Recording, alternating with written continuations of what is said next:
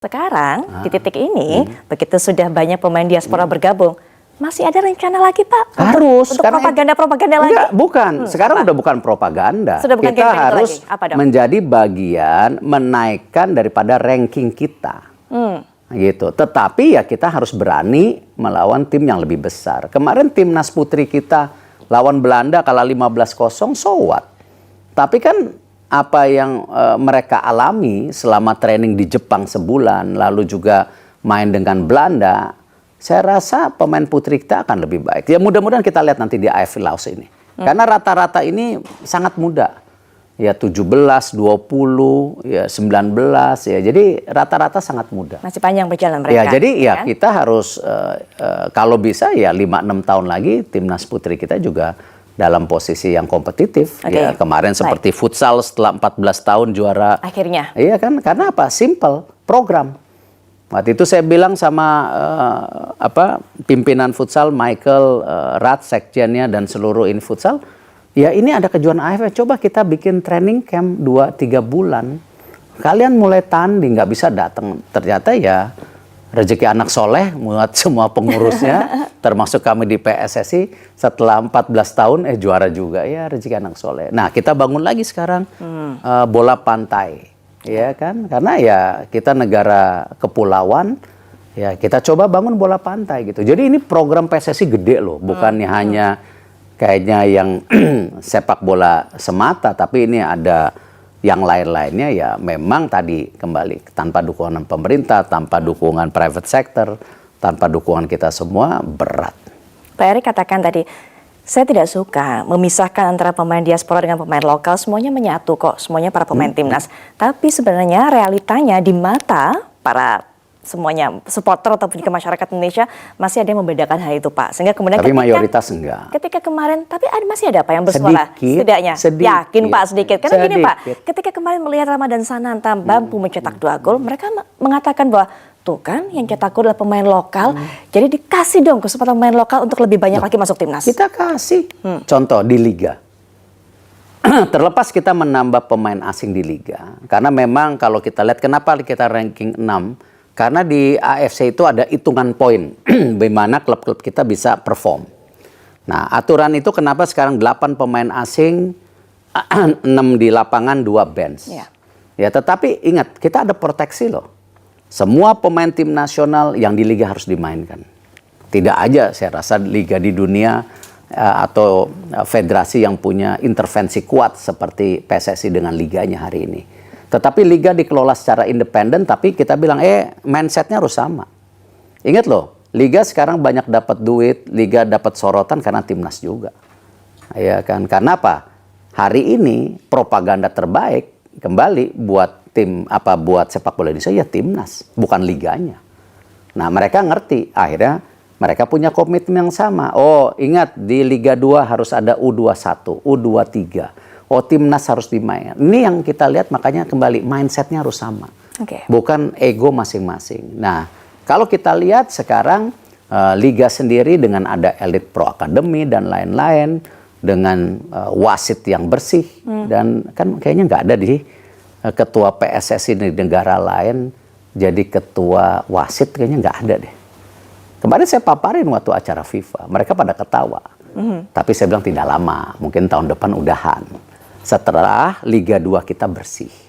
Dan saya bawa ya Ogawa yang dari Jepang yang bersih untuk mimpin ini. Ya kita juga nggak boleh terlalu anti asing. Kenapa? Ya memang sistem kita ini tertinggal. Jadi ya kita perlu ada intervensi-intervensi dari negara-negara lain yang punya sistem persepak bolaan lebih baik dari kita. Gitu. Baik. Ya, itu yang saya bilang. Jadi saya kembali mengingatkan semua supporter, negara kita ini negara Pancasila, sangat menghormati perbedaan agama, ras, kultur, segala. Ya apalagi ini. Baik. Ya kan, punya darah Indonesia, kita nggak boleh beda-bedain. Terakhir, Pak Erick, penutup singkat saja. 2025 sudah di depan mata, 4 pertandingan kualifikasi Piala Dunia juga sudah menjadi planning kita, setidaknya, tapi Desember juga yang terdekat ada AFF dan sebagainya.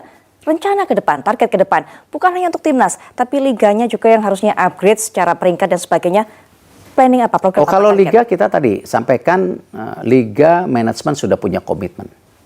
Ya, menjadikan liga kita bukan nomor 6 lagi di Asia Tenggara, tetapi kalau bisa nomor 1 atau nomor 2. Oke, itu tadi. Karena dengan liga yang baik, kualitas pemain tim nasional kita yang dimain di liga juga naik. Ya. Ini mesti ingat loh.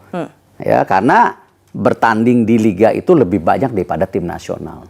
Dan klub-klub, kenapa kemarin saya juga bawa event besar di Indonesia, di Jakarta dan Bali, mengenai FIFA Club Management, dan itu semua klub sepak bola di Indonesia yang main di liga diundang kemarin, silakan tanya.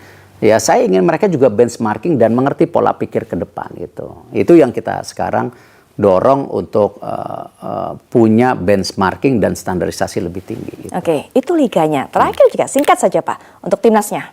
Targetnya ke depan. Bisa evaluasi nanti. Tunggu evaluasi dulu ya Pak. Iya. Apa Jadi yang mau dibahas? AFF, SEA Games, U17, U20, kita akan 2 minggu ke depan ada evaluasi. Oke, evaluasi kita tunggu nantinya. Terakhir lagi juga nih Pak, ada berapa pemain diaspora lagi yang mau didatangkan di 2025? Listnya pasti sudah ada dong Pak.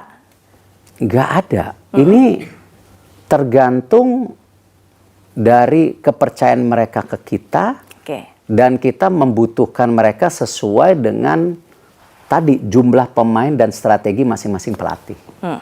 Jadi nggak pernah ada gitu.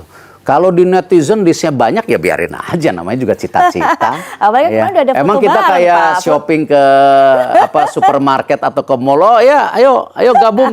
Nggak segampang itu. Ada foto Nggak bareng dengan segampang Romeni itu, kan kemarin Pak. tidak segampang gitu kan? itu Oke. mereka gabung ke tim nasional kita. Tidak segampang itu. Romeni? Percaya, Mas. Romeni? Loh, Romeni? itu proses panjang, hampir 3-4 bulan. Oke, baik. Dan saya masih terus meyakinkan dia kemarin setelah kalah dengan Jepang, ya saya tanya, are you sure?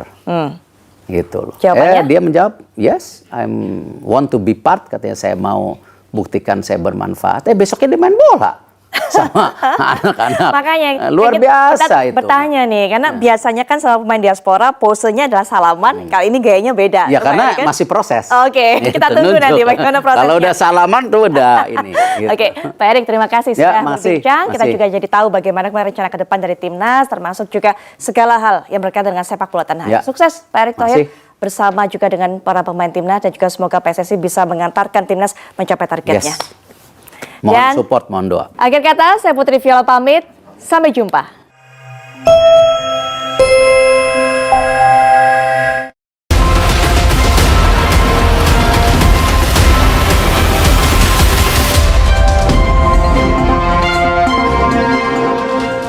Dipersembahkan oleh